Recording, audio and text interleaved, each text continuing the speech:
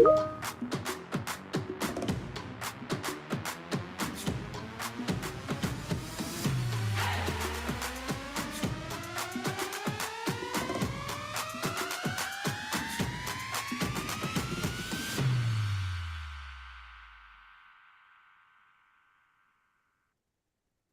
time of the day, everyone.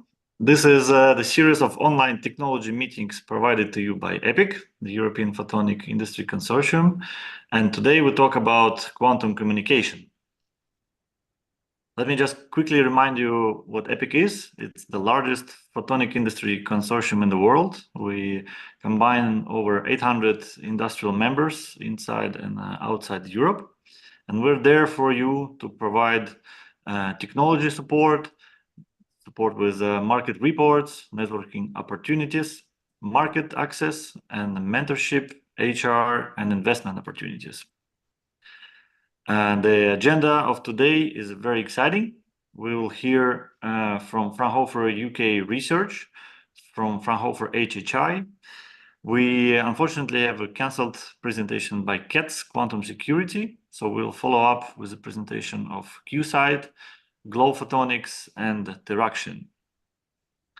Apart from this, before starting, I'd like to bring your attention to the amount of participants in this meeting.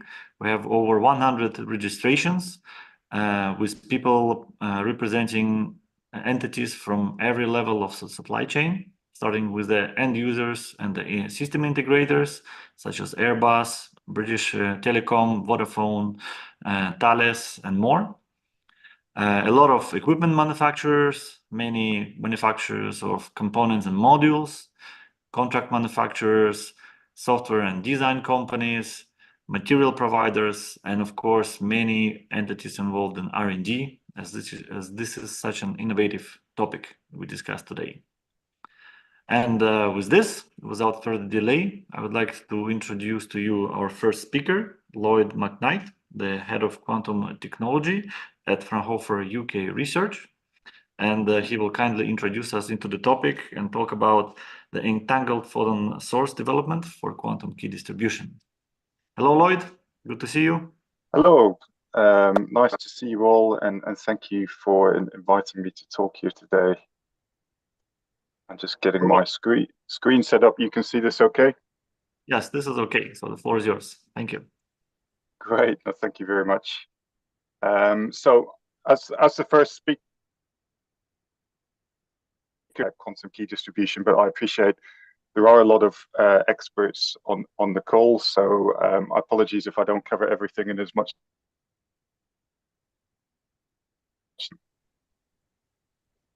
Good.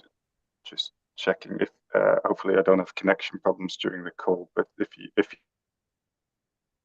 ask me again, and I'll repeat it for you. Here we go. So I'm based at the Fraunhofer Center for Applied Photonics.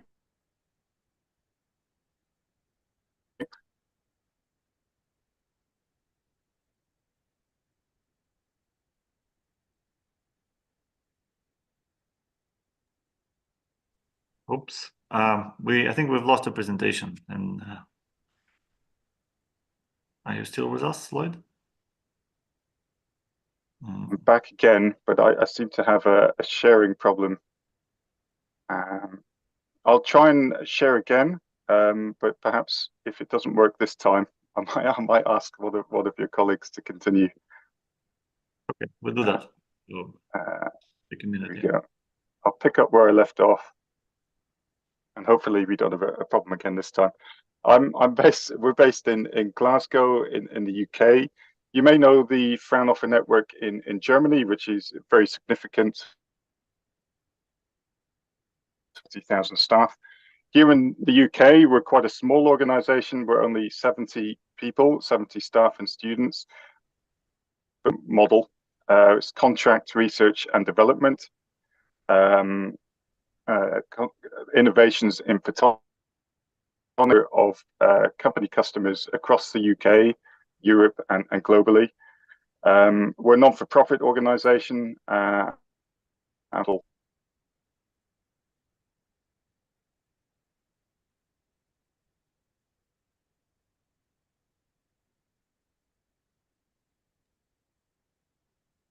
Oh, I'm very sorry for that. It seems to have crashed again. It seems to be when I'm sharing my screen.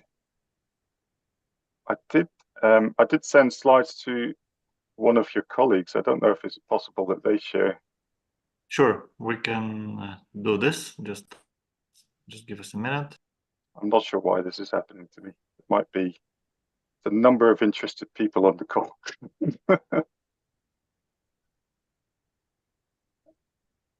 Seems to be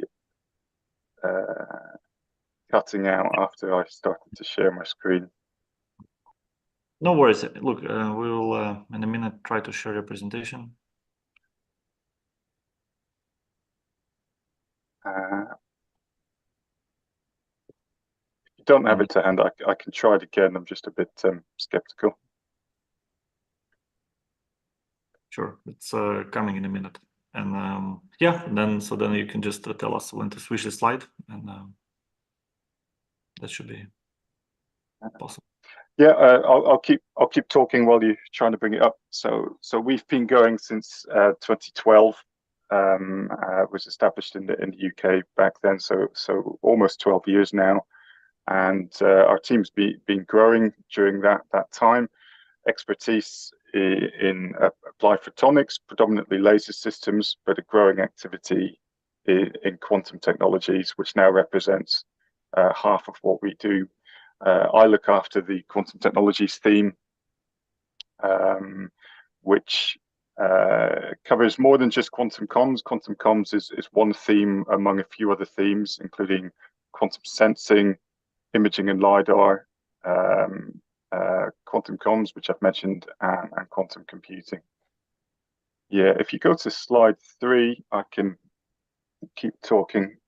Thank you very much for doing this. There we go. So just a bit of words about the wider sector here in Scotland. That you know, it's a European meeting here. There's a lot of companies locally, more than 60 companies working in photonics and quantum, with a significant turnover in this area. So most people in photonics know this sector. We're very active in the field of quantum technologies, and so some places they say they have a quantum valley, and in Scotland we call it a valley of Glen. So we say that we have a Glen of entanglement or a Glen entanglement. Great, next slide. That's some of the companies highlighted here that are working locally in this sector. Next slide. Yeah, I mentioned about the different activities that we have here, just as a bit of background. This sort of summarizes all the business activities we have. Quantum technologies is now about half of what we do, but the other sectors include LiDAR, asset monitoring, chemical sensing. Next slide. And we can skip this because I briefly introduced it already. Next slide. Yeah, so I'll give a bit of an introduction to quantum communications and quantum networking. Next slide. Yeah, so in terms of motivation, why are we here talking about quantum communications or quantum key distribution? There's a few sets of motivation. One of the main ones is the risk that quantum key cryptography could be broken in the future by quantum computers once they are sufficiently powerful. Public key cryptography is the basis of which we encrypt most of our data and send it around the world. It protects valuable information from businesses, states, and individuals. So that's the sort of data that is at risk. And people say that quantum computers don't exist now, but we need to be worried about the information that we're already transmitting, because this information could be collected today and decrypted at a later moment in time. So significant sets of information that are valuable to businesses or state need to be protected now. So one of the ways to do that is quantum key distribution. We can encode information in a way where we know if an eavesdropper is listening, and that allows us to protect secure information. One of the phrases coined is quantum apocalypse. It was actually a Hollywood film of a different topic, but the notion is that one day a quantum computer will exist that can decrypt everything that's been encrypted to date. And even a report as recent ago as last week, where the American Security Agency highlighted the risk where there was an event where information had been decrypted and no one has been able to work out exactly how that information has been decrypted. And so one of the theories that's being investigated is that someone already has a quantum computer capable of decrypting that public key, which would be a bit of a shock if that is the case. I don't think it is the case, but it is serious enough that agencies are already highlighting that as a risk. So this is one of the key motivations. Next slide.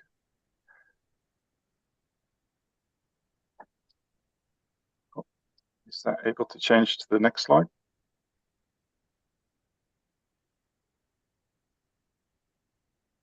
Thank you. And alongside that is the requirement to protect our critical infrastructure. I'm highlighting critical infrastructure due to the cost of deployment. People are thinking the quantum key distribution right now is a little bit expensive, a little bit complicated. Why are we bothering to do it for the everyday person? They might not be so worried about encryption, but we have significant amounts of critical infrastructure that should be protected and are well suited to be protected. That could be energy facilities, key communication hubs, financial services, transport, healthcare, government facilities. These types of facilities could be protected with quantum key distribution now. There's no reason why they shouldn't be. Cost is not that significant. And I just wanted to highlight another timely example recently, as a couple of months back, where hacking had been performed on United States water utilities, highlighted there, and it's impacted a number of operators in the United States. And that potentially doesn't need to have happened. It's a risk that could have been mitigated by installing additional security measures. So it's highlighting another motivation. Thank you. Next slide. And one of the interesting other applications of quantum networks, which I won't discuss too much today, is moving beyond quantum key distribution, where we're worried about encryption and protection of communication, but looking towards the application in quantum networks. So it's understood now that quantum computing would see a number of advantages through networking. That's including hybrid computing methods, linking quantum computing with other traditional computing methods, covering broad geographic areas. So, for example, you may want your computer located in one location, but to be accessed in another location, or ability to get access to particular experts in one location from another location, potentially more efficient use of resource. A new method called blind quantum computing, where perhaps I don't want to send my requests for the quantum computer through traditional classical communication methods, but I want to already send my information through qubits or entangled information, so that nobody can understand what I'm asking the computer to do. That's called blind quantum computing. And other than networked quantum computers, is just using networking to scale existing quantum computers. Most people understand that there are limits to the scalability of current architectures. That could be dilution fridges, can only become so big, but we may need to link them together through fibers or other optical means. Access to quantum memory, perhaps one architecture could benefit from memory in a different architecture. And that's my last point there as well, is the benefits of different qubit gate architectures as well. So quantum networking and communications extends beyond its application in just protecting information. It can also be used in quantum networks for quantum computing applications as well. Next slide.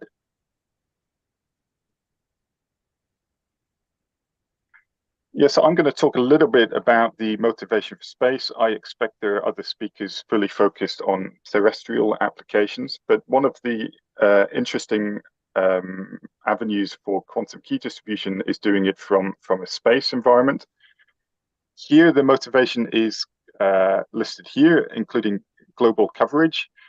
We no longer need to limit ourselves to sending information through fibers, but we could use the free space links offered by space. And of course, the satellites will be orbiting the Earth, so they can reach any location in space if you pick your orbits appropriately. You generally have lower losses through atmosphere. You don't need to cope with fibers. You have less need for nodes and repeaters. Access different customers and facilities all around the globe. Arguably, it offers some enhanced security because it's harder to eavesdrop or intercept beams in space, perhaps compared to tapping off a fiber.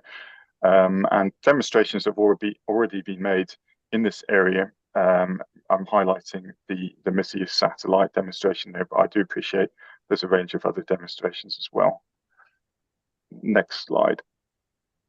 And just to highlight my point, that the number of programs going on around the globe, and I've not been able to summarize them all thoroughly for this presentation, so I apologize that probably your mission and your activity is worth a mention. There's a number of European programs, Canadian programs, there's a Singapore program, different programs in Asia. But just to say that we're one of many operating in the space, and quite rightly, a number of countries have put investment into this area, which demonstrates the motivation behind it as well. Next slide. So there are many different types of quantum key distribution. It's very hard for me to summarize them all here. This is a little bit of a breakdown. You can separate it out into both discrete variable and continuous variable, which I would say the most commonly known ones. There's also distributed phase reference, as this paper makes reference to, which is a little bit new to me. In terms of discrete variable, what I mean there is you're encoding information onto individual photons of light, and you're using single photon detectors to detect that. Whereas continuous variable is typically encoding onto continuous wave lasers or other types of non-single photon based optical means. So typically the continuous the continuous wave lasers for that approach. But for the rest of this talk, I'll stick to discrete variable, QKD. There's a lot of pros and cons that I don't have time to get into. I'll highlight some of them. And in discrete variable, you have the distinction between prepare and measure and entanglement based, which I'll talk a little bit on the next slide. So I'm going to talk mainly about entanglement based QKD, but I should clarify and explain distinguish it from prepare and measure QKD. So perhaps the more common one or a more widespread one is prepare and measure. This is where you would use a scheme, something like BB84. You would create or establish a stream of single photons, like in the image bottom left.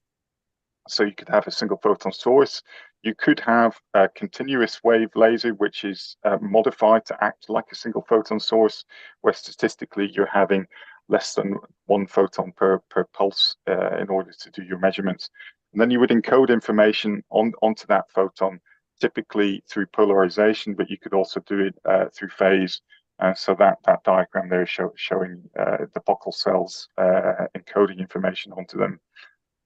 Again, typically people have multiple sources like that. They might separate out up to sort of 7 different laser systems, one for each different polarization, vertical, horizontal, and diagonals, and then others for your decoy states, different power levels.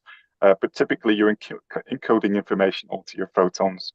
Whereas entanglement-based QKD does not encode information onto the photons, but what it's doing is it's producing pairs of photons which are entangled, and it sends them to different receivers. And that means that the source does not need to encode the information. The receivers on the information, Alice and Bob, need to do an analysis of the photons they've received, knowing that their other receiving partner has received the entangled pair. So potentially it reduces the complexity and trust required at the point of key generation. This is moving to entanglement based. You no longer need the source to encode the information. So in some ways it could be a little bit less complicated. Potential for higher key rates over longer distances as well. So there's some advantages of moving to entangled photons. In terms of what's needed for quantum key distribution, you have your transmitters, your receivers, the link, and the transmission link. So a lot of what you'll hear today from different speakers is discussion on these different components of the system. So I'm going to talk more about the source of the photons, but arguably the other elements could deserve equal discussion. Next slide. Yeah, thanks. I'll pick up this pace a little bit because I realized I lost a bit of time while I was messing around with my slides. But there are many different types of single photons, and there's a lot of discussion about which one's the best. I won't get into too much of a discussion on that, but you can have triggered and indistinguishable single photons. Those are usually your quantum dots or your color centers. That's where you could excite the source and it will emit just a single controllable indistinguishable single photon. Heralded is usually spontaneous parametric down conversion or full wave mixing. That's where your photons are generated, but they have known linked properties. And entanglement is where there's some ambiguity between the link, and that's what I'll talk more about today. And this contrasts from attenuated lasers, which are typically used in BB84 or prepare and measure schemes. Whereas I will talk more about entangled photons today. Next slide. So what I wanted to present today is some of our progress as part of a collaboration between Craft Prospect and Alta Technology. So Craft Prospect is a CubeSat manufacturing company, a space engineering practice company based in Glasgow, the same city that I'm based in. They're a small team of people that offer engineering services for satellite-based missions. And particularly, they have a strength in CubeSats, so very small satellites, and they have a lot of applications these days because of the reduced cost entry to barrier to launch. Also offer the possibility to do constellations. So it's very nice technology that they're working on. And the other partner that this work is with is Alta Technology. Alta Technology is European-wide, but they have a packaging facility here in Scotland, in Livingston, where they're really experts in photonics packaging. And together we have a good collaboration on this topic of manufacturing an entangled photon source. So that's what I'll talk about today. Next slide. I just wanted to highlight the terrible news and the recent passing of Una Marvey. Una was the person who asked me to provide this talk. So she was from the Photonics Design Centre at Alta Technology. She was based in Glasgow, but unfortunately, she was the victim of a road accident a month ago. So we continue her legacy, and I'm very happy to present on behalf of her and what she wanted me to talk about. But I certainly had to highlight her when giving this talk because she specifically asked me to talk on this topic. So it's a great shame that these things happen and we must move on. And she was really passionate about science, photonics, packaging, lasers, and space. So she'll be really happy that we're meeting today to talk about this. Next slide. So together as a consortium, we went away to design an architecture for entangled photon sources, and there are many architectures published out there, many different demonstrations to date. We picked an architecture motivated by the reasons outlined here. We've taken a variation of a published approach, which is down at the bottom here, with the argument being that we know that this design works relatively well. It's been published, it's a little bit lower risk for us. We like it because it has a single nonlinear crystal, and it uses a whole range of mature components, including the sources and the different crystals highlighted there, beam displacement crystals as well. and a nonlinear crystal. We've picked the wavelength in the 800 nanometer region for a few reasons: good transmission through space and atmosphere with a relatively low divergence, but primarily for compatibility with silicon SPADs, where you get very high detector efficiencies on the ground. We also have the prospect for a very compact unit using this approach. Next slide. So we took that design and we came up with an engineering model, a benchtop prototype, as shown here in both 3D and 2D. The main motivation here is to be compatible with the 1U form factor typically associated with CubeSat satellites. That's where they pick 10 centimeters cubed in each direction. And this means it has good modularity with other modules in a satellite demonstration mission. And you can see that we've rearranged some of the setup. We have the laser top right going through power controlling sections through liquid crystal polarization controller, another liquid crystal polarization rotator to pick the polarization that we need, beam displacer, and the periodic dipole KTP for the down conversion. So this is our design here. And next slide. We went away and we built these modules, as you might expect. So the unit on the left is a breadboard demonstrator. It allowed us to test the components were compatible at a larger form factor. So what we do is we purchase in these components generally off the shelf, but they do need a bit of customization in terms of coatings and lengths and so on. We tested that the system worked on the bench. And then we moved forward working closely with Alta and Craft, but primarily Alta technology on the packaging of this unit, where they're able to mount in a very small form factor with robust mounting methods these components into the compact 1U packaged unit. We've also developed control software and hardware for this unit based on FPGA. Next slide. In terms of some of the performance of the unit, we've measured the system without filters and with filters, which has different motivation to it. But you can see coincidences in the millions, brightness roughly 10 million pairs per second per milliwatt. So the performance targets that we need for this system have been demonstrated. We also have the possibility to add in a filter to this system, which is typical in this application, and that means that brightness stays pretty much constant with power, which is what we would expect. So we've achieved a good performance of this system. Next slide. We've also gone on to do preliminary tests of the system, including tests of entanglement, although some tests are still ongoing, and long-term tests of the unit. Long-term tests, you see a bit of variability in terms of coincidences due to temperature fluctuation of the mounted parts. And so these are both aspects that we're continuing to refine beyond this initial demonstration for the final unit. Next slide.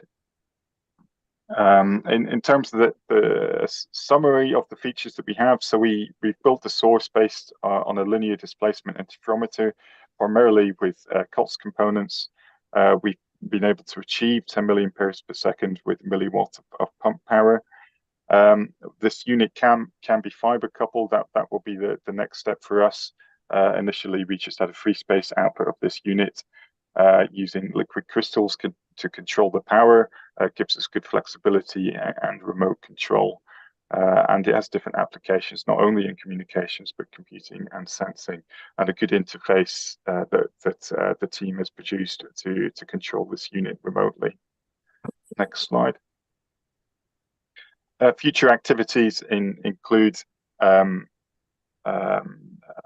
producing a full real-time key generator based on the unit, high-speed entanglement analyzer to go alongside it, and improving some of that environmental stability that I mentioned. Next slide. I've run out of time a little bit, but I'll just flick through the last two slides, which just show we also have work on the telescope to go with this unit. Working together with Craft Prospect, we've built a 1.5U CubeSat telescope, which will send us the light down to ground. So that's a continued collaboration. And the next slide shows that we also do building-to-building links here in Glasgow. So the technology is primarily being developed for CubeSat applications, but just to say, you can use very similar technology for building-to-building links. Okay, that's it for me. Sorry for talking on a little bit, but thank you very much for your attention, and thanks for coping with the slide problems.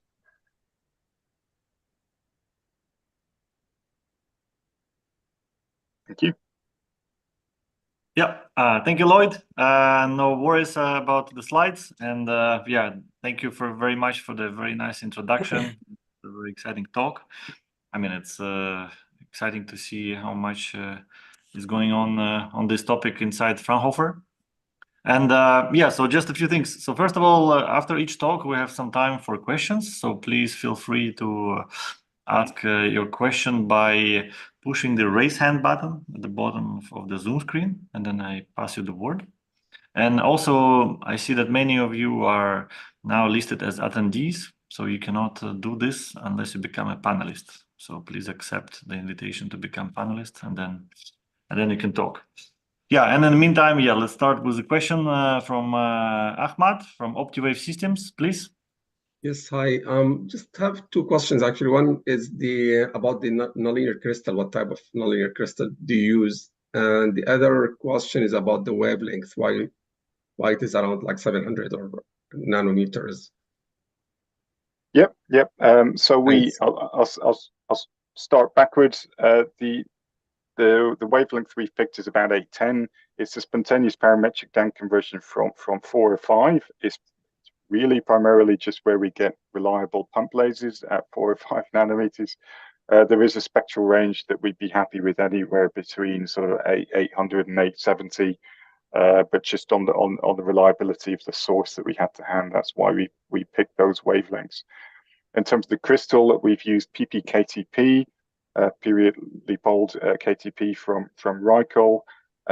It's a bulk crystal. I forget the length. It might be about 2 centimeters, 1 to 2 centimeters in length. That's a very typical crystal to use for this wavelength range. It copes well with the short wavelength blue pump with good reliable polling, and it means that we don't get angular sort of drift of the down converted light because it's periodically poled. So that's why we've used that crystal. Okay. Is there like any plan to go for 50 nanometers or something like that? We have done work at 1550 with different crystals and different pumps.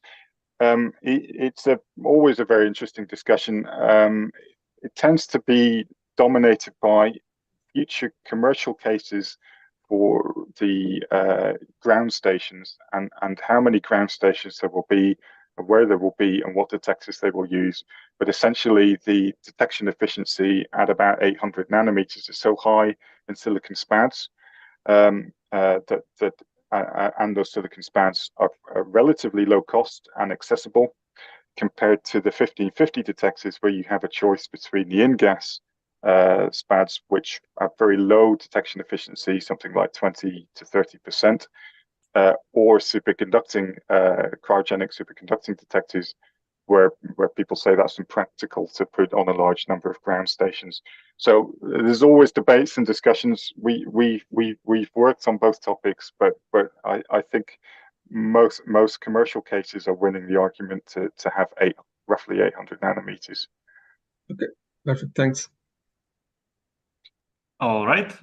Did we have also a question from Thales, Laurent?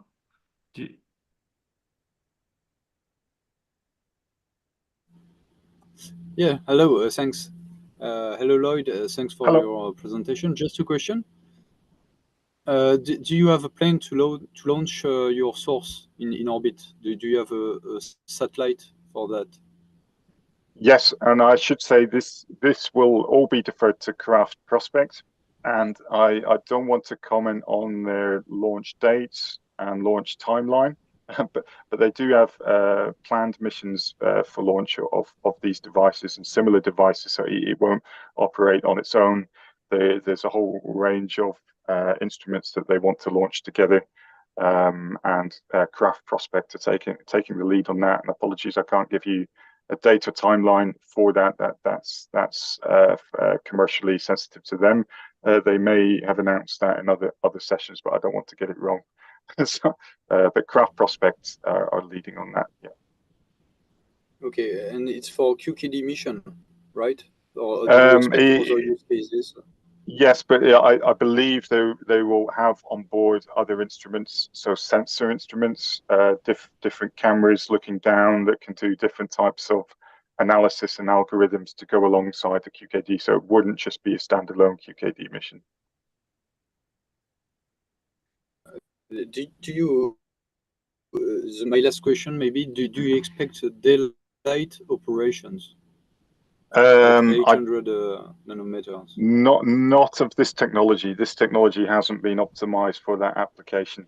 It's an interesting discussion. Perhaps it could be trialed, but it wasn't something we optimized for in this mission. I know that there has been research, including by us, to look at daylight operation. The challenge there is your detectors tend to be swamped by the sun, and you get a lot of background counts that you don't want to have. So there are different ways around that. One is working with a narrow band entangled photon source and putting also a narrow band filter on your receiver. It's not something that we did in this work, but we have explored that before. The other is really restricting the field of view of your ground receiver, but you make a little bit of a sacrifice there in terms of how easy it is to detect your signal in the first place. So no, it's not something we've worked out on this project, but I do appreciate that that's an attractive thing to do. Okay, thanks. Thank you, Laurent, for the question. And then another one from Divang from Photonics. Thank you so much, Lloyd, for the really nice presentation, and my condolences for your loss. You mentioned just right now about the effect of the sun and about the using narrowband. Out of curiosity, are there advantages of using light that's at the Fraunhofer lines, like 589, or is there? Yes, there is. That's an interesting point you raise. I have had sort of discussions with colleagues on that issue. I think it really depends which line you pick, the maturity of the technology that you have around those lines. So that would probably restrict us in terms of our application, and then the extent of the dip and the width of the dip. But yeah, no, it's a really interesting topic, and I forget the analysis. I think we concluded we couldn't do it in this project, but certainly I think it's something that should be looked into some more. Okay, if you're interested, so I'll give a talk later, but okay, great, I'm not a QKD person, but we can produce entangled photon sources also at the 589 Fraunhofer line, if this is of interest. But yeah. Good to know. Yeah, indeed. So to follow up on the last two questions, maybe I ask you the most important one, which is what actually you can offer to the other members of EPIC community and what they could do for you. Maybe you can summarize. Yeah, so I'm here sort of representing a project which includes Craft Prospect and Alter technology. I would say if you've seen any sort of packaging or device performances that are of interest to you for your application, please do get in touch and we can talk about how we can offer you a solution that it might be the same as what we've done here or slightly different. We have a lot of different capabilities in optics design, test, but also build, especially through Alter technologies. So that's what we can offer other people. And what can they do for me is just take an interest in what I presented here. Perhaps someone has some better ideas about the way we could do things, like what I just heard about the Fraunhofer lines. Maybe you have different lasers or components or different layouts that you think we should be using. So happy to hear from any of you. Okay. I think this is a perfect conclusion. So thank you, Lloyd, and yes, please feel free to contact me if you need to get in touch with our keynote. And with this, I suggest we move to the second talk, which is provided by the German counterpart of Fraunhofer, so the HHI Institute in Berlin, and Dominik Schulz, the head of the strategy for photonics, will present us their activities. Hello, Dominik. Whenever you're ready.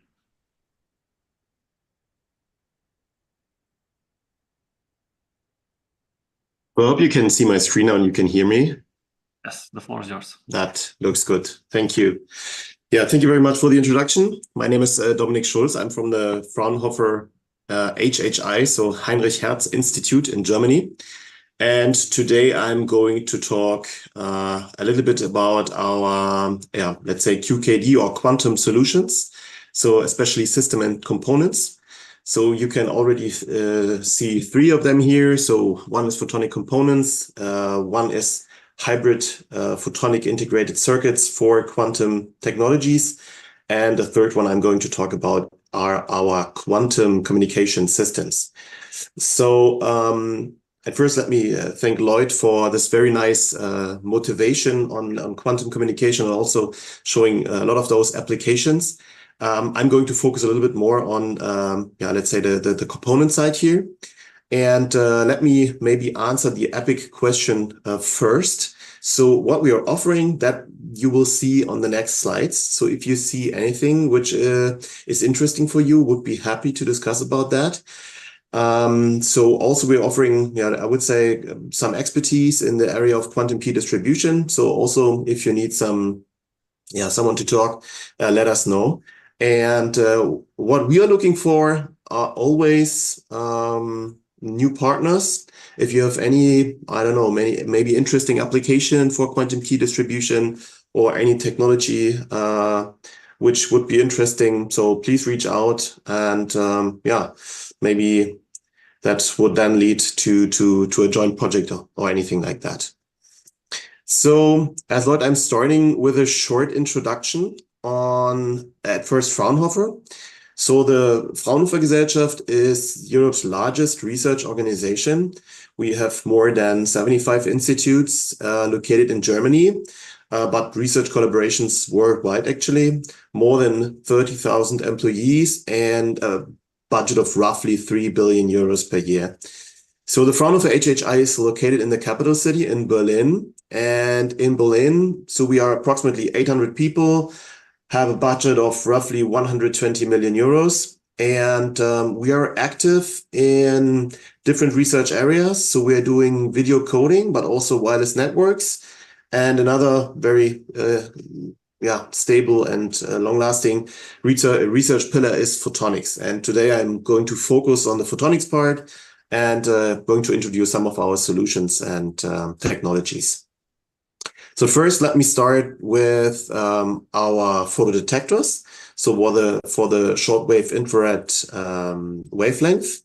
So the application here definitely is high-speed test and measurement, and this can be used for any kind of testing, for example, 5G or any 6G system, but also for quantum communication and sensing. So technology-wise, at HHI, we have an indium phosphide foundry, so we can manufacture our own chipsets. And here, the photodiodes I'm going to talk about are indium gallium arsenide photodiodes on an indium phosphide substrate. So thereby we can cover a wavelength range from 850 to 1650 nanometers. Luckily, I can say that our performance is world record high. So we offer photodetectors up to 145 gigahertz. And also we can provide small and medium volumes, which we do in our own in-house production. So what we also do next to this chip manufacturing, also we do the packaging of those components. And the idea here really is to bring the best and optimized device performance to you as a customer. So one example for that is our indium gallium arsenide single-photon avalanche photodiode. So this InGaAs spot, what you can see here in the middle, that is the chip we have manufactured in our premises. And on the left side, you see as the specifications graph. I'm not going into detail here. And for the rest of our knowledge, we are the only supplier of those InGaAs spots in Europe right now. We're doing design and fabrication. And you can see here, this is the complete module. And those modules will be available from third quarter of 2024. So if you're interested in any more specific details, I also can send you a data sheet or so. So next to the photonic components, we are also doing hybrid integration. So the idea here is to manipulate and detect the photonic qubit states from all in the visible up to the near infrared region. Therefore, we are offering two technology, or let's say integration platforms, which is one polymer and the other one is silicon nitride. And the interesting part here is that we can use those platforms. We can open the platforms up, or not the platforms, but the chips, the PICs, and then insert very high efficient optical elements like thin film filters or lenses, or even nonlinear optics. And top left, you can see, for example, one example. You can see one example here, and I'm going to explain that a little bit more in detail in a second. So as I said, we are offering multiple integration platforms, so polymer, silicon nitride, thin film lithium niobate, and we combine that with the active components in indium phosphide, gallium arsenide, and also gallium nitride. So how do we do that? So, or let's say at first, maybe one step back, the idea here definitely is like to miniaturize the components, the transmitters, the receivers for quantum communication. So I think that's a very important thing. Also, I mean, reducing cost, obviously. And what we're doing is we're etching those U grooves you can see here into our polymer chips. Thereby, we are opening up the platform, as you can see here. We are inserting two green lenses, one on the left, one on the right, and thereby we are opening up this free space area here on the chip. And now we are able to insert here optics. So for example, as I said, lenses, beam splitters, filters, or even nonlinear or non-reciprocal crystals. And one example for that is a photon pair source. We already heard about that just some minutes ago. So as you can see here, you have this hybrid PIC, this is a polymer platform, and we etched a free space section inside and inserted one of those PPKTP crystals. That is from our partner Rycoll crystals. And here we are pumping this crystal with 785 nanometers light. And the crystal then is transforming this light into, or this single photon into a photon pair. With a thin film filter at the end, we can block the pumping light. And here with this polarization beam splitter, we can then divide the two polarizations. So, and thereby create this kind of photon pair. So as you can see here from the graphs, also the attenuation or the blockage from the thin film filter is quite high, so that we really only get those two pure, this photon pair. Also, this is now, the next step is now to take this chip and also package it, that it's really easy to use in different applications. So from the components to the hybrid PICs, and now we are also talking about quantum key distribution systems, so whole systems. That is also something we do in a different department, in our photonic network department. The motivation here, the application, Lloyd mentioned that already, is this kind of long-term protection of very sensitive data, which hopefully is then also future-proof. And what we are offering here is a system which already has been deployed in the field for some proof of concept applications. You can see the system top left here. Those are 19-inch rack units. And you have a transmitter and a receiver, and it's running with the BB84 QKD protocol. And I mean, the benefit obviously is that your data is really secured by fundamental quantum physical principles here. So that will give you kind of a future-proof solution for your data transmission. Next to the QKD system, we are also offering additional devices. For example, this time-to-digital converter, we call it time tagger, That's a system to detect events and then give a timestamp for that. So, for example, the detection of a single photon here. Our competencies definitely are like in the concept development, also maybe in the adaptation, the offering of tailor-made solutions to your application, but also system integration. So the device comes as it is, and you just have to switch it on. I would say it's quite user-friendly. And also we have an application lab for quantum communication. So if you have any idea to test something out or any else, you can reach out to us. Maybe some more information about our QKD system. So it has an automatic startup procedure and also was already tested in varying conditions. So it has a very continuous operation. It is also interoperable with a central key management system and industrial encryptors. As Lloyd mentioned, we've also tested it over free space optical links. You can see the picture down right here.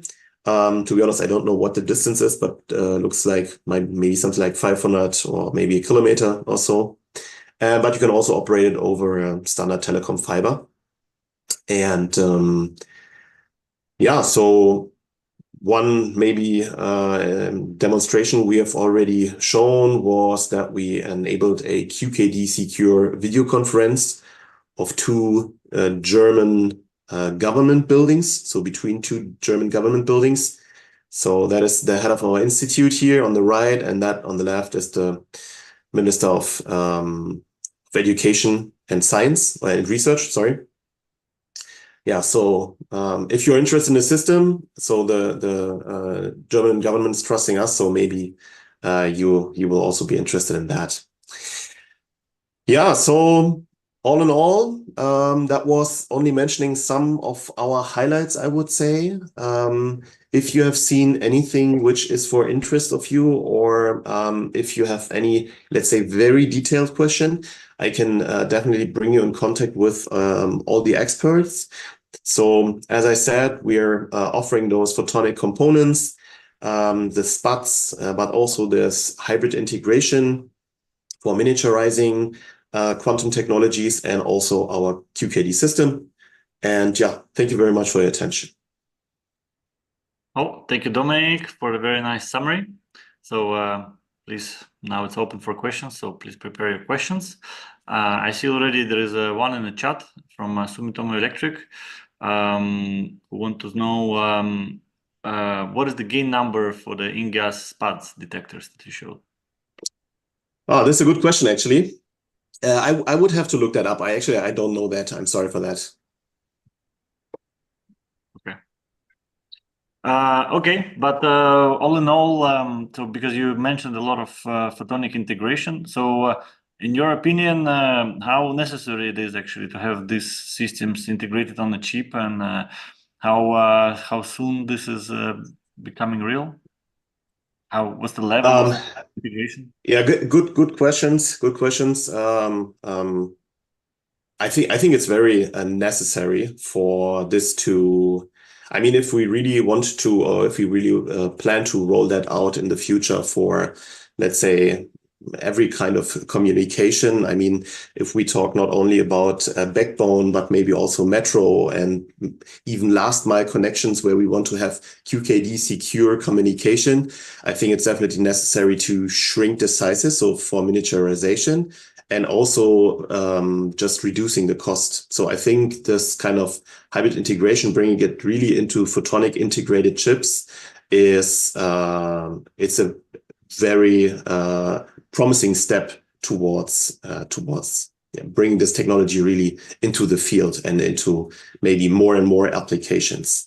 Because a lot of people, if they think about quantum key distribution, I don't know, maybe they think about their university and study times where they had like huge optical benches with like hundreds of lenses and beam splitters and everything. And I think we somehow have also to educate or bring this message near to the people that it is a technology which can maybe not today, maybe not tomorrow, but in the future, in a hopefully not so far away future, we can really bring that into into more and more applications and devices. All right. And one more question. In your opinion, the silicon nitride would be by far the best platform for implementing this, or can you see some alternatives?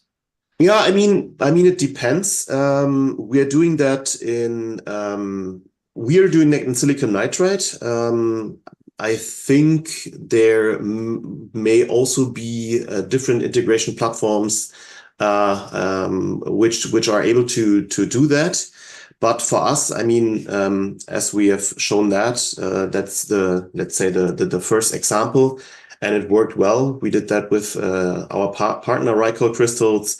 And now they're really thinking to bring that into a product, which also maybe, let's say, shows the potential of the technology.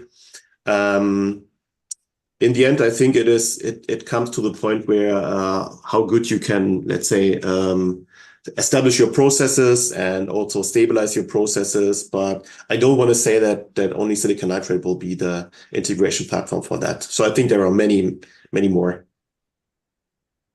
Okay. I see. So, is there any further questions from the audience? Please push the raise hand button. Because if not, so I suggest we thank Dominic again, and we move to our next talk, presented by Carlos Abellan, the co-founder and CEO of QSight. Hello, Carlos. Good. And so please share your presentation, and I believe you will introduce us to the world of quantum random number generators. I'm maybe having an issue with the window, but I'll... One second. Changed my laptop recently, so I'm figuring out some of the permissions. Apologies for this. Take your time, no worries.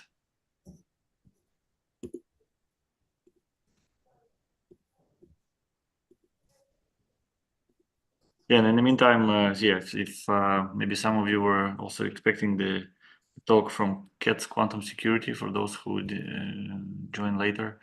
Unfortunately, it was cancelled on the last minute. So now we have 3 more talks to go. And looking forward. Continue.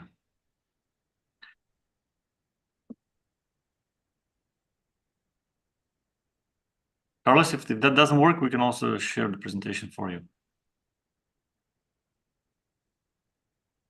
Oops, maybe we lost him. Yeah, apologies for this. Give us a minute.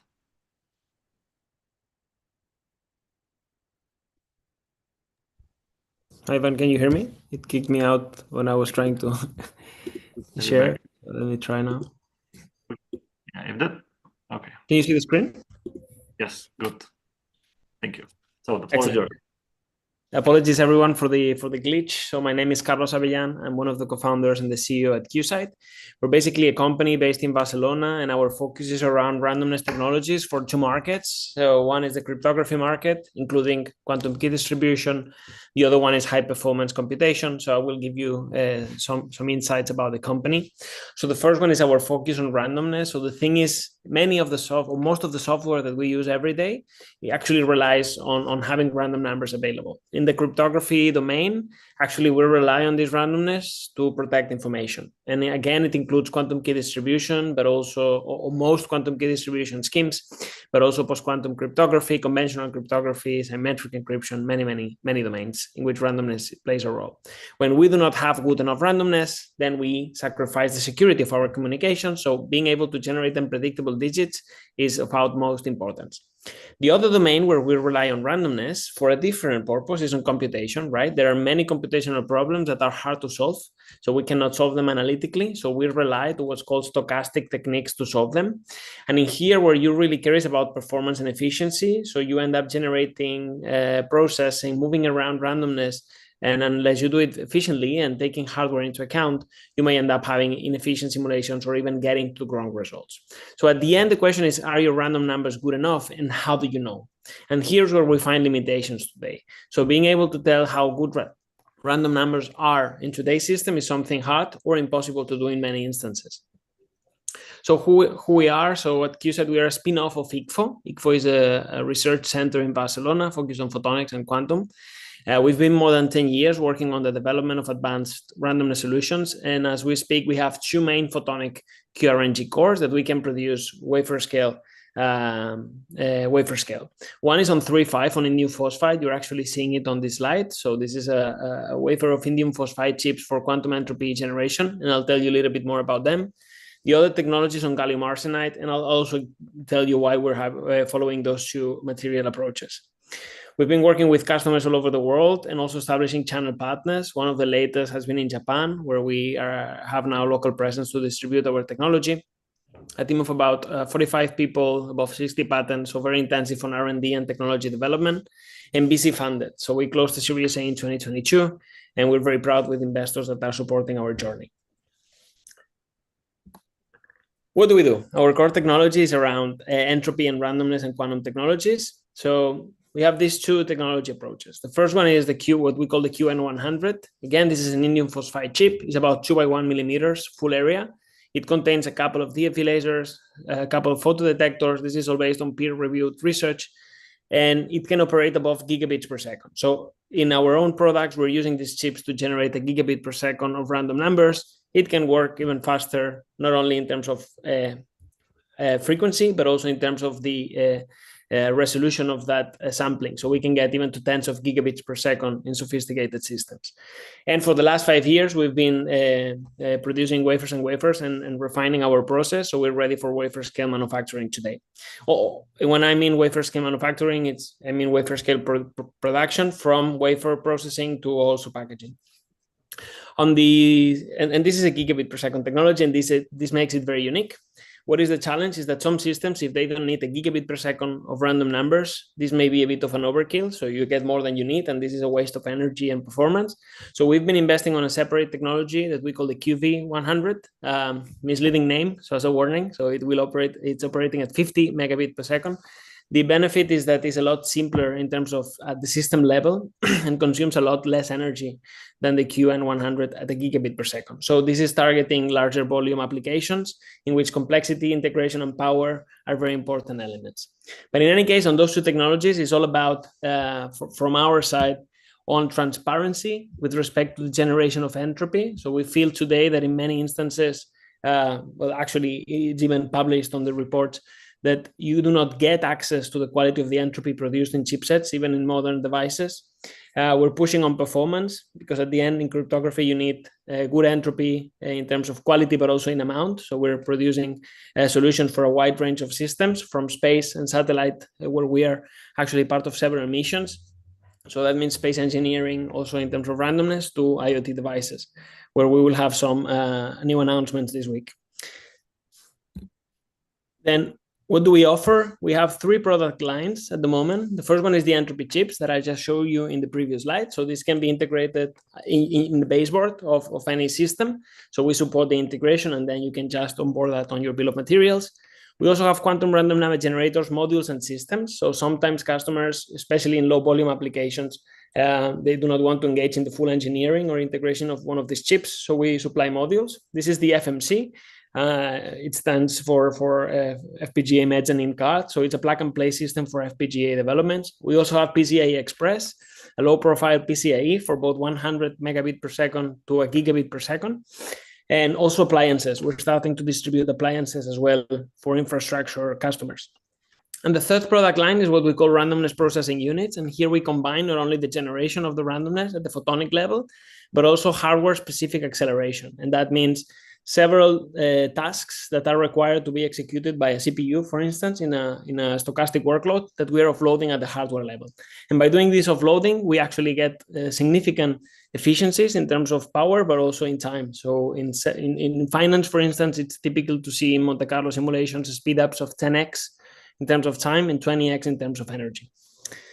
So what are we looking for, and where we may be able to partner or help or support? So we identified a couple of areas following Ivan's request. The first one is we would like to support your randomness needs, right? So if you need randomness generation in your systems, from megabits to gigabits, we're ready to support. from space systems, which is one of our most important markets at the moment, to ground systems. We're also ready to help. In form factor, from chips to appliances. So again, we can also adapt to a wide range of requirements. And in the applications, cryptography and compute. These are the two domains where we would like to work with you if you need this sort of technologies. The second one would be more on the R&D collaboration space. In our case, it can be either on the scaling side in semiconductors, developing European supply chains and bringing as much of the production as possible to Europe. This is an area where we're happy to collaborate. This can mean, for instance, in a consortia or a project that we are an end user, right? We are a fabless company, but we can be a user of these technologies in terms of photonic manufacturing, photonic assembly, packaging, testing, wafer level stuff. So both as a partner in innovation and as an end user, we're happy to join initiatives. And then also collaborations in building quantum safe security systems for both space and ground. So in those arenas, we're typically engaging with customers, with partners across Europe, and we'll be more than happy if you're thinking about some of those initiatives to join you to explore possibilities, both again as a partner or as an end user. With that, I'll be happy to take any questions or comments from the audience. Thank you very much.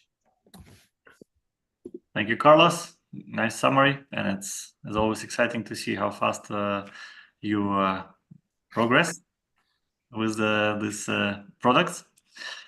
Let's see, are there any questions in the audience? In the meantime, yeah, I'll ask maybe what's the next step for you, and what actually stands between the products you already have and the global, basically, adoption of quantum random generators in all kinds of networking systems. Yeah, so as a company and also for the nature of our technology, we've been focusing a lot on high performance systems and products and applications, right? So we have very high rate, we have highly scalable, so we're really focusing there. In order to scale from there to a smartphone, there is a lot of investment to do in terms of scalability. And it's not only, and this is extremely important, it's not only about the scalability of the photonics, right? It's the scalability of everything you need in order for someone to integrate the full capability. This includes from photonics to electronics to hybrid heterogeneous integrations, whatever you want, and also the digital embedding, right? So all of those things are extremely important for us. We're investing a lot in slowly, steadily moving from the high-end systems, reducing the total cost of integration of these solutions. Okay, that's clear. And apart from networking, so telecom, datacom, do you see any potential other markets that can grow? So at the end, so actually entropy sources or random number generators are available in any device that connects, right? So from a server to a firewall to a hardware security module or router and IoT gateways at home or industrial plants, right? So the question here is if customers or the market will transition from what they're using today to quantum enhanced capabilities. So, and for us, it's always been the same approach, right? We profoundly believe in the transition. This will happen, but the cost and the size of the solution is extremely important, right? No one will transition from something that is embedded on a chip to a full rack that requires cooling on a supercomputer, right? It simply economically it will not happen. So, but again, we're seeing the transition on data center and not only on very high-end systems, but actually on more scalable, so big vendors starting to make the transition. And that's what we're focusing on. Okay, I see. Now a question from Lloyd from Fraunhofer UK. Hi, Carlos. Really excellent talk. Nice technology. I understand random number generators are needed in the BB84 protocol for randomly encoding 1 and 0. And I think talking to collaborators, that can often be the bottleneck in some of the implementation of the scheme. So, we've worked on schemes where we could generate photons at, hundreds of megahertz towards even gigahertz. But then someone reminds me, well, the random number generator doesn't exist for that. So I think you're wasting your time. Can you comment on the suitability of your technology for BB84 and perhaps how fast it can produce the random numbers? This is an excellent point, and this is one of the things we find, right? So in most non-QKD markets, getting gigabits is typically something that is not easy to find. There are some cases, but not. But in QKD, it's the other way around, right? So on what you're saying on a BB84, simple, plain vanilla kind of protocol, if you want to clock at 200 megs, you may need 800 megs of randomness, right? So you're at least a time by 4, let's say, order of magnitude faster rate. So if you want to clock at a gigahertz, your QKD protocol on BB84, you will need 4 gigabit per second worth of random numbers, right?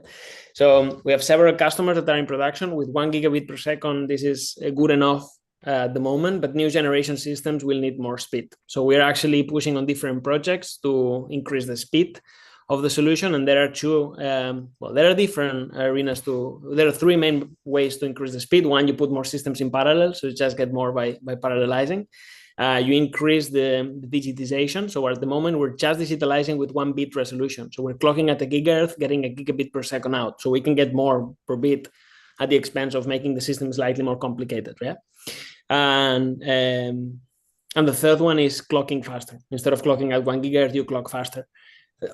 Everyone has pros and cons. We're working on several projects. One of those is a European funded project called Quarter of EuroQCI.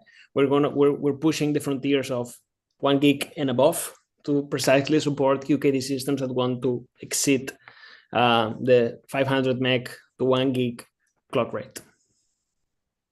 Thanks, that's really interesting. Thanks. Okay, any further questions? If not, thanks, Carlos, again. Presentation. And we move to our next speaker, Divan Naik, researcher at Glow Photonics, who will cover the topic of hollow core fibers. Yeah. Well, thank you so much, Ivan. Thank you for organizing this conference. Thank you for inviting me. And also thank all of you for coming to this talk. My name is Divan. I am the head of the Quantum Technologies Division at Glow Photonics. Now, we're a deep tech company that centers on hollow core fibers. Our quantum tech is a new division, which has started when I left academia and came to industry. So I'm an academic. I'm very new to industry, just so you know. We are a French-based startup in Limoges, France. We're mainly R&D. Most of our people who work for us are PhDs. We have cleaning rooms, fiber drawing towers, but the most important thing is we have really strategic partnerships with national, international institutions. And we're here at EPIC hoping to enlarge this strategic partnership, particularly for quantum technologies. Now, the main thing we work with, the main core technology is a hollow core family of fibers. This is actually something close to us. Our founder, Feta Benabid, was one of the creators, especially of the inhibited coupling hollow core fibers.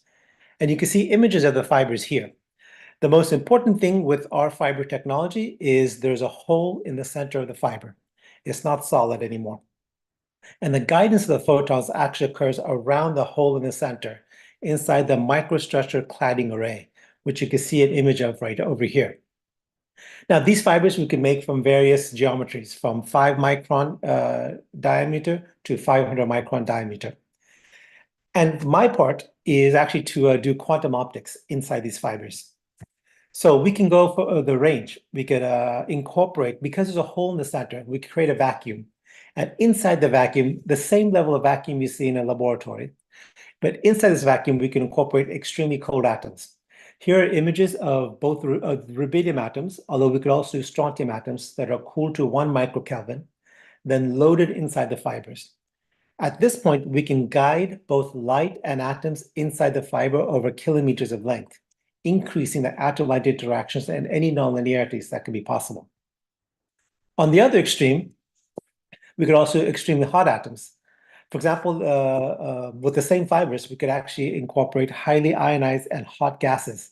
In this particular case, it was 1000 Kelvin inside the same fibers themselves to do any sort of experiments involving this. And our goal, our vision, is to shrink the capabilities of a university-grade quantum optics research laboratory inside these fibers. Remember, we could create vacuums inside there, we could load them with atoms, and we could hermetically seal them, creating a laboratory-type environment that in a very small volume. In principle, our idea is a quantum optics lab inside the palm of your hands. And for this particular talk, we want to focus, of course, on entangled photon generation.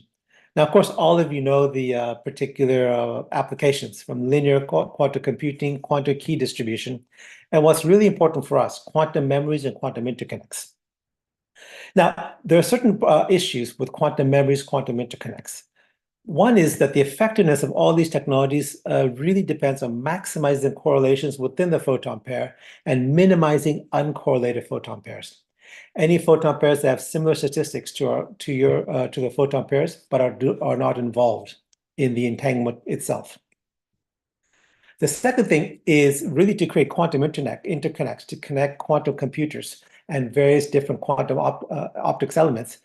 You actually want to use things in the visible light, simply because quantum memories, the atoms that are used in these quantum technologies, really absorb light in the visible spectrum. However, to transport them, you want to transport them in telecom, simply because the technology is so large for this. So one of the things you want to do is create entanglement between visible and telecom. And for this, we kind of are launching our new entangled photon source. We call this TwinLAS. It's a versatile entangled photon source, which uses our hollow core fibers that are filled with noble gas atoms. And I'll explain exactly why we use noble gas atoms, but particularly we use xenon. This allows us to get a very versatile platform. The first thing is by tuning the parameters of the fiber, the cross-sectional area and the length, we could actually increase the interaction lengths and create variable, tunable nonlinearities. We can engineer dispersion relationship to have really good phase matching conditions. And the most important thing is Raman-free propagation. And I'll explain a little bit on this. So of course, the first technologies, the standard technologies, what I actually started with when I was 18 years old, were these crystals. And the crystals are really great to create entangled photon source, and it allows us to get to such an amazing technology level. However, there are certain problems. Besides the nonlinearity and the spectral domain, the biggest problem is the generation of uncorrelated photons. These are photons with similar spectral characteristics as your entangled photons. However, they're not entangled. And this is really due to Raman type effects inside the crystal itself. Now, to resolve many of the problems that crystals created, there's a big push to take this generation of the entangled photons inside fibers. The first was to use standard silica fibers. And this actually gave a lot of advantages. The first thing is you could have a tunable nonlinearity by just changing the fiber geometry, the diameter and the length. Also, moreover, the fact that you're in a fiber allows you to collect all the light inside the spatial mode of the fiber itself, which is a distinct advantage with respect to crystals. The disadvantage is that now you have the light going through really large amounts of silica through the fiber itself, and that actually increases the Raman scattering all along the fiber length. Also, the spectral range is limited by whatever fiber properties you have. And this is where our technology comes in. We use these hollow core fibers, a very particular brand of hollow core fibers called inhibited coupling fibers. We still have the tunability of the nonlinearity due to the fiber geometry. However, because the fibers are hollow and we use xenon gas inside the fibers, and xenon has zero molecular structure, the creation of uncorrelated photon pairs is close to as zero as possible. In addition, we have a huge spectrum. Unlike common fibers, both silica and other hollow core fibers, the fibers we produce at Glow have a really large spectral domain, going all the way from UV to 1600, 2000 nanometers. In fact, these are old. We're producing new fibers that can go all the way to 200 nanometers. This produces a really interesting capability because in principle, inside the fibers and the fact that xenon has nonlinearity across the entire visible spectrum, we can in principle create entangled photons all throughout the visible spectrum and infrared. And more importantly, what we do now and what we can tune is we can create entanglement between different wavelengths. For example, the TwinLAS, which I showed, creates entanglement between 1560 nanometers and 780 nanometers, which is almost perfect because 780 nanometers is a point where you have quantum memories using rubidium, and 1560 is telecom. So this can be the basis of transmitting entanglement across long distances. And this is what, if you look at other technologies, for example, other types of hollow core fibers or also silica fibers, our spectral domain is much, much larger. But the biggest advantage that we feel we could provide to the community is our uncorrelated photon count. So if you look at a standard source, you have many photons that are being created. So this is a graph where you show all the different processes which can create single photons. Now, there's a photon pairs, the good things that you really want that have correlations, and that's the red zone over here. But just as you have photon pairs, you have other processes, Raman, parametric, DC process, which create accidental photons. So the ratio between the wanted, desired photons and accidental is not really large. Our process, because we use xenon, because we use hollow core fibers, minimizes the number of accidental photon pairs, and almost all of our correlations are within the wanted correlated states. You can see this in this particular graph over here. We're showing the ratio of correlated photon pairs with respect to accidental photons. With respect to the G2, our work is the red triangle on the top left. So we have really a high fraction of desired correlated photons with respect to accidental, and also a very small G2 itself. And this is a technology we're really trying to push and to develop. Our problem, and you can see this is some of our fiber drawing facilities that we use to pursue this technology. Now, we have the basis. What we're looking for is partners to be able to push this further. Now, what do I mean by push this further? So we already have really good G2. We already have really good correlated with respect to uncorrelated. However, our photon count is low. Right now, we have about 50,000 photon pairs per second, and we're only limited by our pump. Right now, we have access to a pump beam, which has a 1 megahertz repetition rate. So we're looking for partners that can help us, A, increase the photon count rates, but also most of our work is in using entangled photon pairs for ghost imaging type things. We don't really have that much resources or capabilities in quantum key distribution, and we're looking to see if there's any partners that would be interested in our type of photon source and would help us sort of develop this into the quantum key distribution route. Well, anyway, thank you for your time, and let me know if you have any questions.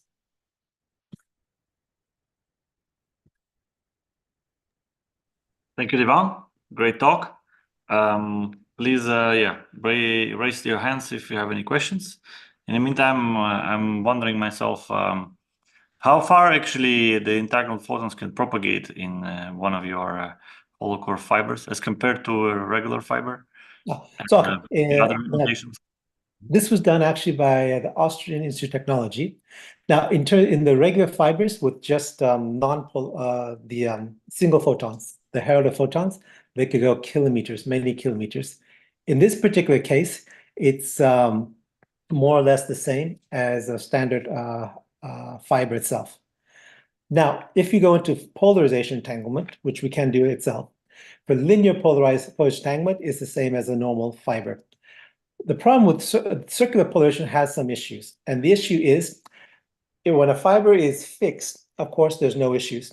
However, when you start moving it, you start rotation of the actual circular polarization itself, and this can cause issues. But for any other case, it's the same as a normal fiber. In fact, our losses are very, very small, 0.01 dB per kilometer. Okay. And maybe can you do a similar comparison in terms of cost of implementation and just the cost of fiber? Oh, okay. So in principle, one issue with our fibers is because we don't mass produce them at this point, they're expensive. So a meter is going to be about 1,000 euros. Now, this is comparable to a few euros for a standard fiber for a meter itself. So in this particular case, the initial is high. However, we're not proposing the fibers to do transmission. We're proposing the fibers to actually just produce the entangled photon pairs, in which case you just need a really small portion, 20, 30 centimeters of the fiber itself.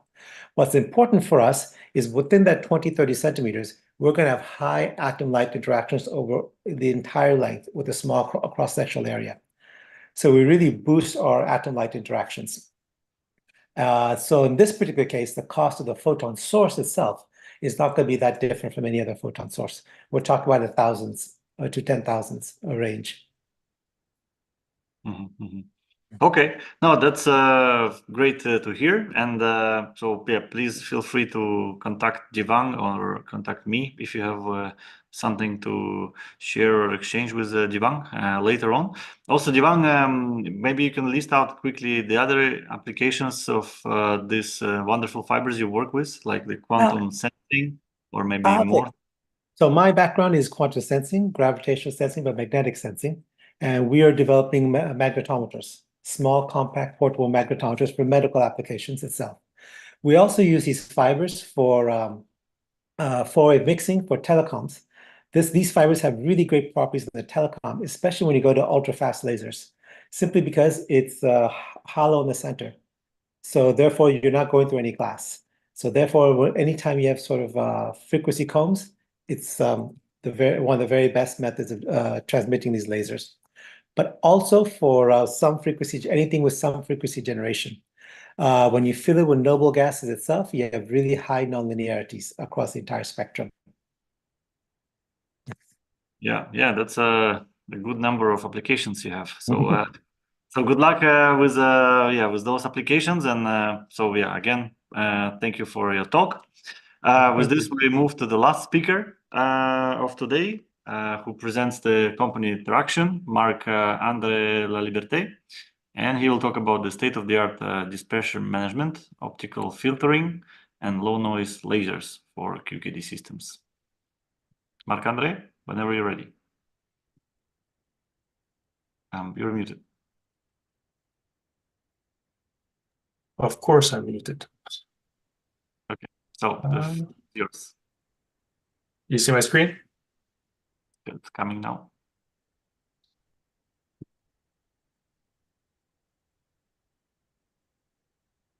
All good? Almost there. No, we don't yet, but maybe try sharing again. Okay, it says it's loading.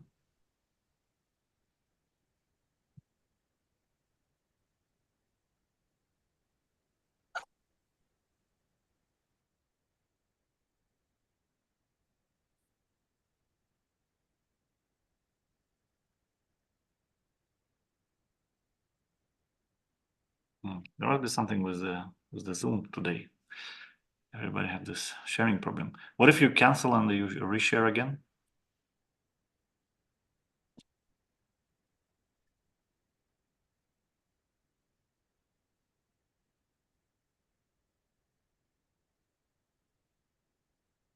And I'm back. It just kicked me out. Okay. So can you try again now, or? Yep. If not, okay. Yeah. If not, in the meantime, we can. Okay. Now we have it. Thank you. All right. So the floor is yours. Good. So thank you. Hello, everyone. My name is Marc. Today I'll present about what Interaction can do and what we can do, what we actually do for quantum communications. So Interaction started off in year 2000 with a large focus on the telecom industry and their very stringent quality and performance requirements. So that kind of drove our innovation. And quantum communications just naturally made its way to our activities, naturally, like most of people on the call. So 10 years ago, it was, I would say, sporadic, but now it's a market segment with very high growth for us and already with recurrent business. Otherwise, you can see that we do a lot of, we cover a lot of industries, multiple applications. So how do we do this? Well, we have a strong core expertise and as well experience in photonics. So since 2000, we strengthened our position of industry leader for fiber Bragg ratings. So there's not much we cannot write in an optical fiber. We design our own semiconductors, lasers, very narrow line width, DFBs, around 1550 nanometer. We also master low noise drives and locking electronics. We do silicon photonics. And we're good at cramming all of this into little golden boxes. So with all of this, we develop and manufacture our own products. And we also participate in sometimes huge and multi-year engineering projects. So in terms of products, so we have standard products and we have what we call tailored products that can be tweaked to address very specific requirements. We have platforms and we don't want to say customized, but that's the concept. So we have chromatic dispersion related products, we have optical filters, and we have lasers. And all of them can contribute to a certain extent in QKD systems, like this very generic version of a DV-QKD protocol. For chromatic dispersion management, we have our standard fixed and tunable compensators, slope matched to the SMF28 fiber. Very important to control the time envelope of pulses over long distances. We also have lab units for R&D, so they can emulate thousands of kilometers. So we have one box that will reach 2,600 kilometers, for example. And we have also fixed and tunable. Then we have pulse stretchers that can find many uses, most often for entanglement-based protocols. So you have different length for different paths. So you want to resynchronize your photons. But also, let's say you have a pulse, you want to switch from frequency domain to time domain to collect your pulses sequentially. So those are obviously very highly tailored products. Optical filters are getting more and more attention. What's fun with QKD is that everything is needed all at the same time. So you need very often narrow bands, well-defined filters to work around spectral features and avoid picking up basically any interference. The isolation needs to be extremely good. You need low insertion loss because every single photon counts. You need high reflectivity, either to extract your signal of interest, the entirety of it, with a circulator, in that example, or to strongly suppress a pump or a carrier and transmit only your signal of interest. This method, when applicable, you can reach like less than 0.1 dB of insertion loss. The fiber itself has very low loss. And you can have an isolation of up to 60 dB with a single FBG. So let's say you have two FBGs and an isolator in between, then you can reach that 120 dB that we're often asked for. And then you can use the FBG as is. So you have the recoated FBG. You can use an athermal package. We have a bunch of them. So that will drastically improve the thermal stability and limit the wavelength drift to 0.7 picometer per degree Celsius. Or you can go with the tunable module. So the pinnacle of wavelength precision and stability. So that's 2 picometer accuracy and a stability over 24 hours of 40 megahertz week to week. So those are the options. And now I can present our new generation of narrow linewidth lasers that was presented last OFC. So for this one, we started with our own chip.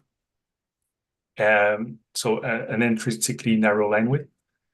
We used a frequency discriminator in a butterfly package. And we used our new electronic platforms as well, integrated all of this into a little box the size of a credit card. So what you get is a very compact and rugged laser, easy to use and integrate for testing new protocols and system designs. And as some customers did with the previous generation we had, they used it to get to the market very fast with high performance. So interestingly enough, this laser has the line width of a fiber laser and the range of a DFB laser, which it is.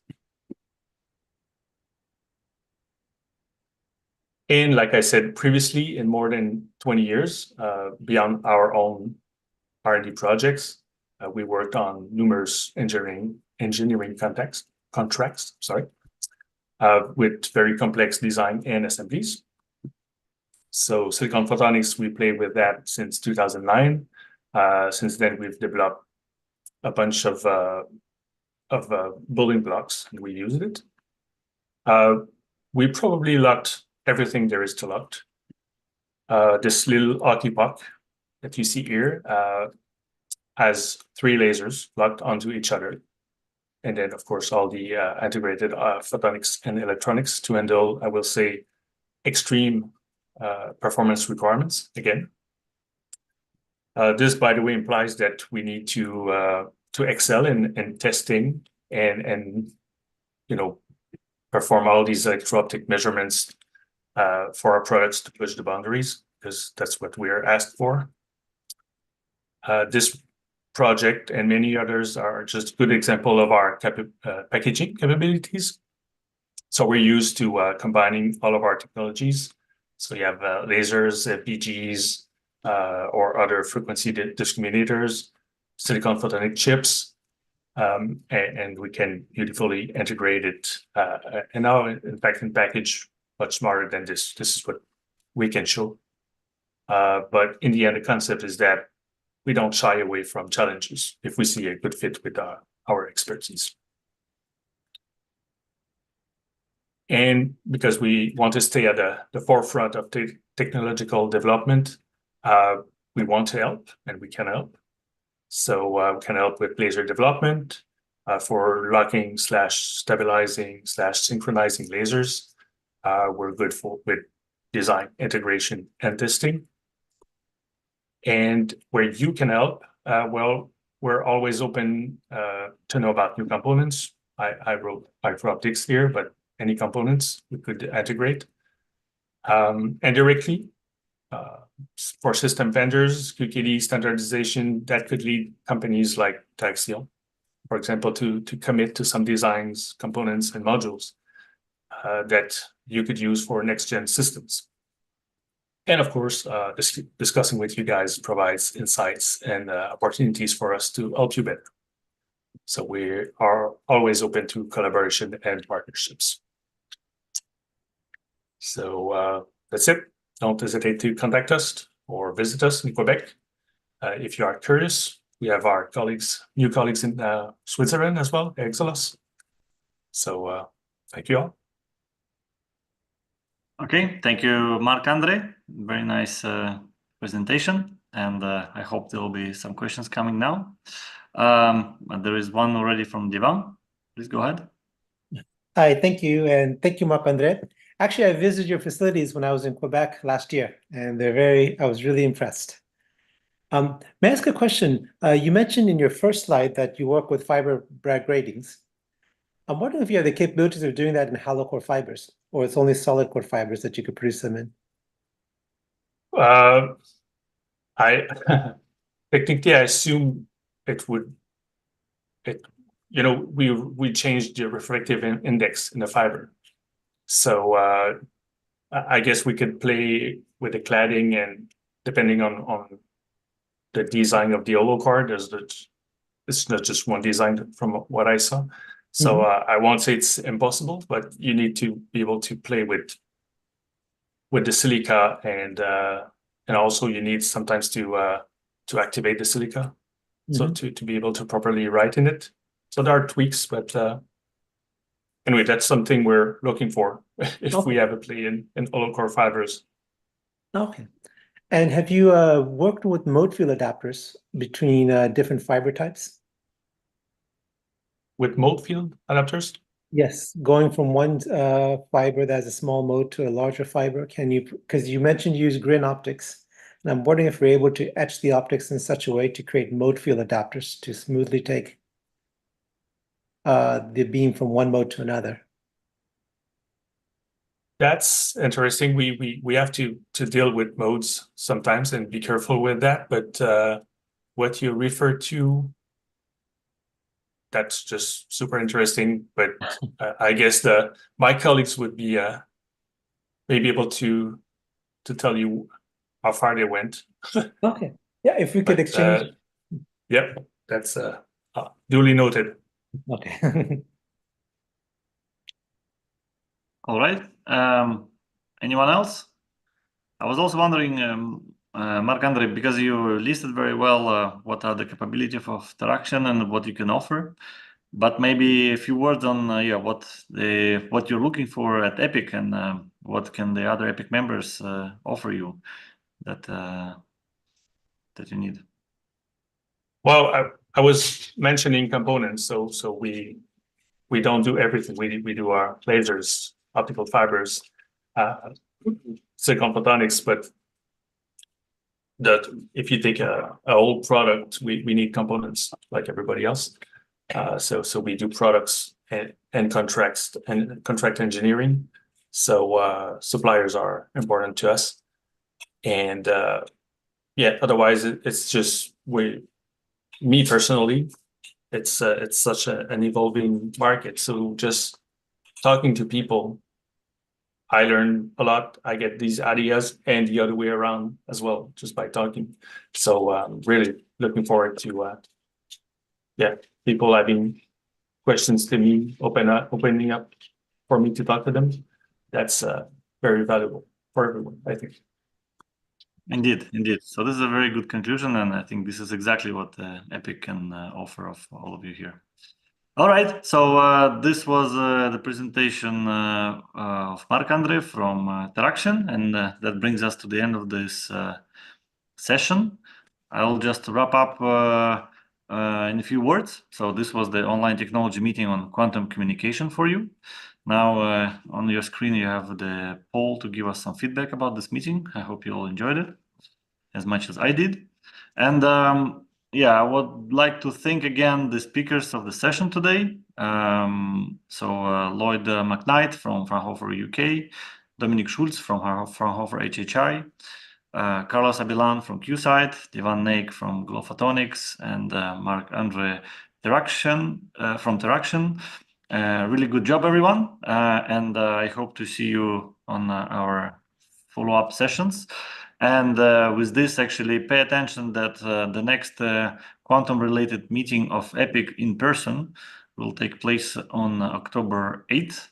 And it will be hosted by the Quantum Effects show at Messe Stuttgart.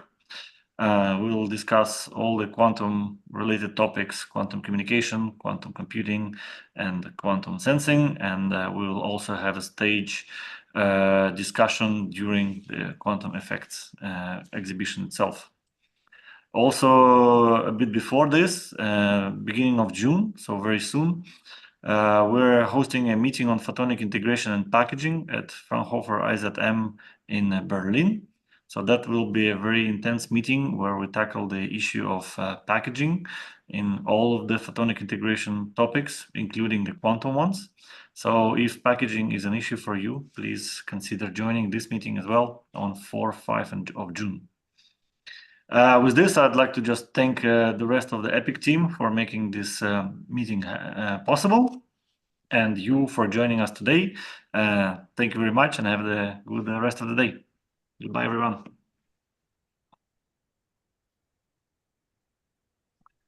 And with this, basically the official part of the meeting is over. So please feel free to stay in the room if you have a follow-up for maybe one of our speakers or another discussion, which is informal.